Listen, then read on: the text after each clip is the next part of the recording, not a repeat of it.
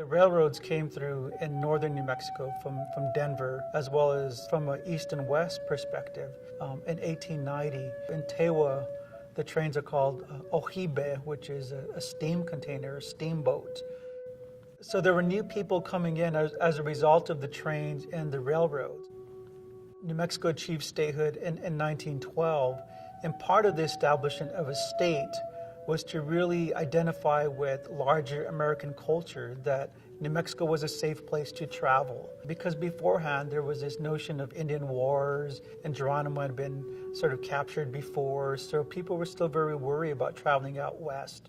So it took these Eastern people coming through to really build a romanticized notion of native art and Pueblo pottery and weavings and all the accoutrements that went around with that.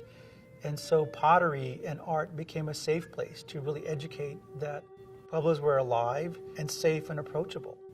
There was also a culture of World's Fairs where people were actually taken into exhibits, and Pueblos at that time were a part of that, not only in World's Fairs, but in places like Santa Fe and Albuquerque, where they were brought in to demonstrate and exhibit their work as potters. And Pueblos did not really think of themselves as artists. It was a way of life where pottery was essential to store food and also to cook with. So it was very functional and useful. And it wasn't until you get the notion of business entrepreneurs who really established a wage economy for Pueblo people in the early 1900s.